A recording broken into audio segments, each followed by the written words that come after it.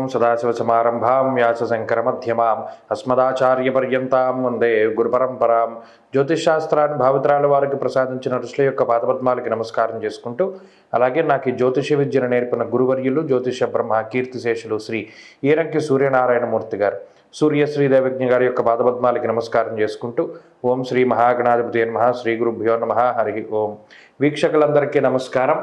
July నెల 28వ తారీఖు లగాయతు August 3వ తారీఖు వరకు ఉండేటువంటి గ్రహగతుల ఆధారంగా ద్వాదశ రాశుల వారికి ఈ వారం ఏ విధమైనటువంటి శుభాశుభ ఫలితాలు కలగబోతూ ఉన్నాయో ఈ కార్యక్రమం ద్వారా తెలుసుకుందాం. అందులో భాగంగా ఈ వారం ఉండేటువంటి గ్రహగతులను గమనిద్దాం. ఈ వారంలో గురు కుజులు వృషభ రాశి యందు సంచారం చేస్తూ ఉండగా 31వ తారీఖు లగాయతు రవి శుక్రులిద్దరూ కూడా కర్కాటక రాశి యందు సంచారం చేస్తారు. బుధుడు సింహరాశి యందు, కన్యారాశి యందు కేతుగ్రహం సంచారం చేస్తూ ఉండగా శనేశ్వరుడు వక్రించి కుంభమందు, రాహుగ్రహం మీనరాశి యందు ఉండగా చంద్రుడు మేషం, వృషభం, మిథున రాశుల యందు సంచారం చేయబోతున్నారు. ఇటువంటి పరిస్థితుల్లో ద్వాదశ రాశుల వారికి ఏ విధమైనటువంటి శుభాశుభ ఫలితాలు కలగబోతున్నా తెలుసుకుందాం. అందులో భాగంగా మొదటిది మేషరాశి. మేషరాశి వారికి ఈ వారం సాధారణమైనటువంటి గ్రహస్థితి గోచరిస్తూ ఉన్నది.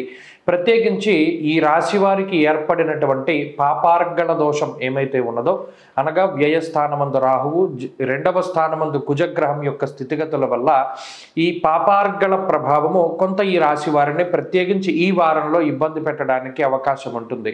అయినప్పటికీ లాభస్థానమందు శనేశ్వరుడు, అలాగే 2వ స్థానమందు గురువు, 31వ తారీఖు లగాయతు చతుర్థ స్థానమందు శుక్రుడు, అలాగే పంచమ స్థానమందు బుధుడు, 4 నుండి 5 గ్రహాలు చంద్రుడితో కలుపుకొని మేషరాశి వారికి అనుకూలంగా ఉన్నప్పటికీ ఈ పాపార్గళ దోషము, అలాగే అర్ధాష్టమ రవి యొక్క స్థితిగతులు, వ్యయరాహు ఈ వారంలో కొంత ఇబ్బందికరమైనటువంటి ఫలితాలను ఇవ్వడానికి అవకాశం ఉంటుంది. ప్రత్యేకించి స్థాన చలనము, ప్రయాణములు, ఒక ప్రాంతం నుండి వేరే ప్రాంతానికి ఖచ్చితంగా వెళ్ళవలసి రావడము, ఉద్యోగపరంగా ఒక ప్రాంతాన్ని వదిలిపెట్టి వేరే ప్రాంతానికి వెళ్ళవలసి రావడము, లేదా ఉద్యోగంలో మార్పు, పనిచేసేటువంటి వేళల్లో కానీ పనిచేసేటువంటి సంస్థల్లో కానీ మార్పు చెందవలసి రావడం లాంటివి ఈ రాశి వారికి ప్రత్యేకించి కనబడుతూ ఉన్నాయి.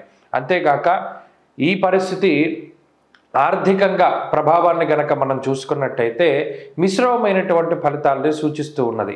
వ్యయస్థానమందు రాహువు, అలాగే 2వ స్థానమందు ధనస్థానమందు పాపగ్రహమైనటువంటి కుజుని యొక్క సంచారం ఏదైతే ఉన్నదో దీనివల్ల కొన్ని సందర్భాలలో అనవసరమైనటువంటి ఖర్చు చేయవలసి ఉంటుంది. ఈ పలానా రూపాయి ఇక్కడ పెట్టుబడి పెడుతున్నాం, దీనివల్ల మనకు వచ్చేటువంటి ప్రయోజనం ఏమీ లేదు అని తెలిసినప్పటికీ కూడా కొన్ని సందర్భాల్లో ధనాన్ని ఖర్చు పెట్టవలసినటువంటి పరిస్థితులు ఏర్పడతాయి.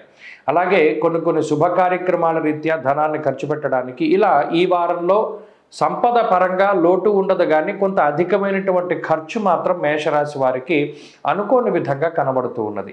అలాగే కుటుంబపరమైనటువంటి విషయాలను గనక పరిశీలన చేస్తే కుటుంబ పరిస్థితుల్లో కొద్దిపాటి మనస్పర్ధలు, ప్రత్యేకించి చతుర్థమందు రవిగ్రహం సంచారం చేస్తూ ఉండడం, 2వ స్థానమందు కుజుడు ఉండడం వల్ల కుటుంబ సభ్యుల మధ్యలో పరస్పరమైనటువంటి మాట పట్టింపులకి ఇది అవకాశాన్ని కల్పిస్తూ ఎప్పుడూ కూడా మనస్తత్వ భేదాలకి కారణమవుతుంది. అటు జీవిత భాగస్వామితో కానీ, తల్లిదండ్రులతో కానీ, అత్తమామలతో కానీ, లేదా బంధువులతో కానీ ఏదో ఒక రకమైనటువంటి మాట పట్టింపులకి ఈ గ్రహస్థితి అవకాశాన్ని కల్పిస్తుంది. అలాగే ఉద్యోగ వ్యాపారాల్లో కొంత ఒత్తిడి కనబడుతూ ఉన్నది. విద్యార్థులకి ఈ వారం ఉండేటువంటి గ్రహస్థితి సాధారణంగా ఉంటుంది. ప్రత్యేకించి పోటీ పరీక్షలలో ఆత్మవిశ్వాసంతో ముందుకు వెళ్ళడం మంచిది. అతి విశ్వాసం అనేటువంటిది పనికిరాదు. స్త్రీలకు ప్రత్యేకించి ఈ గ్రహస్థితి మానసికమైనటువంటి ఇబ్బందులకి కారణమవుతుంది. అలాగే ఏదైనా ఒక మాట అనుకోని పరిస్థితుల్లో మాట్లాడడం వల్ల కొన్ని చిక్కుల్లో పడడానికి ఈ గ్రహస్థితి అవకాశాన్ని కల్పిస్తుంది. మేషరాశి వారి వారం మరింత అనుకూలమైనటువంటి ఫలితాన్ని సాధించడానికై సూర్యారాధన చేస్తూ ఉండడం చెప్పదగినటువంటి సూచన. ఈ వారంలో కలిసి వచ్చేటువంటి రోజు గురువారంగా చెప్పవచ్చును. అదృష్ట సంఖ్య 2, అదృష్ట వర్ణము లేత పసుపు రంగు. తదుపరి వృషభ రాశి.